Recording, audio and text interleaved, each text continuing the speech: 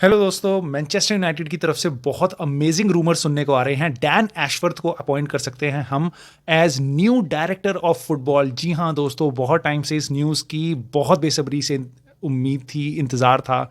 दोस्तों, इसके बारे में हम बात करेंगे। क्या हैं ये लेटेस्ट रूमर्स, कहाँ हैं अभी डैन एशवर्थ, और क्या है उनकी लेगेसी, क्या है हिस्ट्री, क्यों है यूनाइटेड उनके पीछे, क्यों हो सकती है ये बहुत सुपर अमेजिंग साइनिंग हमारे लिए, क्यों है हमारे को एक डायरेक्टर ऑफ फुटबॉल की बहुत सख्त ज़रूरत, और साथ ही साथ क्या हैं ये लेटेस्ट रूमर्स, ये क्या खबरें सुनने में आ रही है हमें, और क्या इससे रिलेटेड कंसर्न्स हैं, इन सबको हम देखेंगे इस वीडियो में।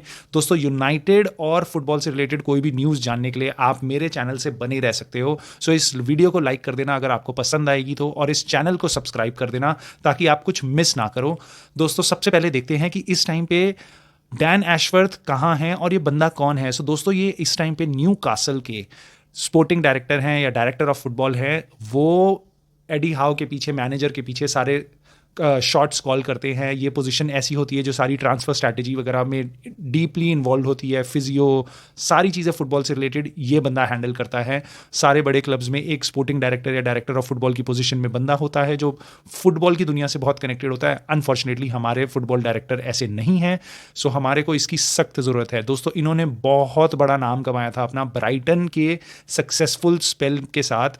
तब ये लाइमलाइट में आए थे, दुनिया ने उनका काम देखा था जब 2019 से 2022 के बीच में इन्होंने, जिनको पूरी दुनिया में कोई जानता नहीं था, ऐसे प्लेयरों को कहाँ कहाँ से छोटे छोटे क्लब से 2-2, 5-5, 10-10 मिलियन में साइन करके 100-100 मिलियंस में बेचा है। सो ये वैसा बंदा है जो इसकी ट्रांसफर स्ट्रैटेजी इतनी सुपर हिट थी ब्राइटन में।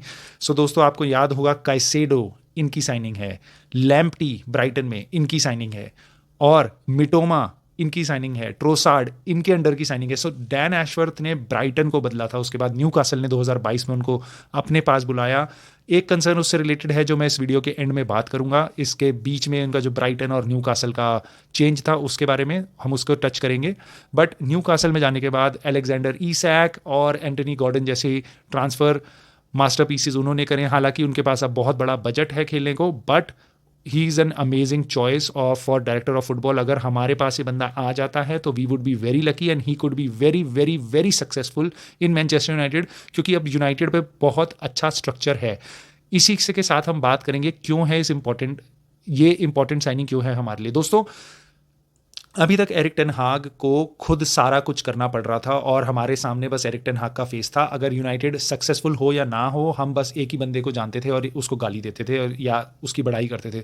He needs a full structure जो सारे क्लब्स में होता है, बायर्न म्यूनिख और यूवेंटस और हर बड़े क्लब में एक ऐसा स्ट्रक्चर होता है। सो अब हमारे पास आ गया है सीईओ जो हमने मैनचेस्टर सिटी से लिया था। उसके नीचे आता है डायरेक्टर ऑफ फुटबॉल जो बस फुटबॉल एक्टिविटीज़ को मैनेज करता है, इंक्लूडिंग द फर्स्ट टीम और मैनेजर। तो एरिक टेन हाग उनको रिपोर्ट करेंगे। ये पोजीशन हमारी अभी भी एक बड़ा साइनिंग इसमें चाहिए। ऊपर एक हमारे पास सीईओ ओमार बराडा आ चुका है, नीचे हमारे पास वर्ल्ड क्लास मैनेजर ऑलरेडी है। सो उनको और उनकी बाकी नेसेसिटीज़ को सपोर्ट करने के लिए हमें एक बहुत अच्छा डायरेक्टर ऑफ फुटबॉल चाहिए। इसलिए ये साइनिंग बहुत क्रूशल है। टेन हाग कितना एफिशिएंटली काम कर पाता है वो उसके ऊपर का जो स्ट्रक्चर उसको सपोर्ट करता है उस पर डिपेंड करता है। और दोस्तों, हमें ये बंदा चाहिए अभी, क्योंकि हमें इसके साथ सारी ट्रांसफर स्ट्रैटेजी बनानी पड़ेगी, कनेक्शन, इसका स्काउटिंग नेटवर्क, सब कुछ यूज़ करना पड़ेगा और सब कुछ देखना पड़ेगा ताकि हम इस समर में साइनिंग्स कर पाएँ। सारी साइनिंग्स डायरेक्टर ऑफ फुटबॉल के थ्रू होके जाती हैं। वो डिसाइड करता है कि क्या हम इस प्लेयर के लिए इतने पैसे देंगे या नहीं देंगे। सारी नेगोशिएशन वगैरह सब कुछ डायरेक्टर ऑफ फुटबॉल के पास जाती है। तो दोस्तों, इनका आना इसलिए बहुत क्रूशल है। सो लेटेस्ट रूमर्स जो अभी चल रहे हैं, जो अभी आ रहे हैं, वो ये हैं। डेविड ओनस्टीन, ये बंदा वो है जो आजकल यूनाइटेड की न्यूज़ बहुत सॉलिड निकाल रहा है, क्योंकि शायद नई मैनेजमेंट के पास इसके काफ़ी अच्छे नेटवर्क्स और कनेक्शंस हैं। सो इसने ओमार बराडा वाली न्यूज़ भी बताई थी और अभी ये बता रहा है कि इन्होंने बोला है कि मैनचेस्टर यूनाइटेड की फर्स्ट चॉइस है और अपॉइंटमेंट के लिए वो बेसब्री से आगे बढ़ रहे हैं डैन एशवर्थ की। ये इनकी न्यूज़ है और पिछले 24 घंटे में बहुत ज़्यादा ट्रैक्शन मिला है इस न्यूज़ को। ये बहुत ज़्यादा हवा में आई है कि यहाँ पे यूनाइटेड एक्टिविटी करना स्टार्ट हो चुकी है डैन एशवर्थ से रिलेटेड।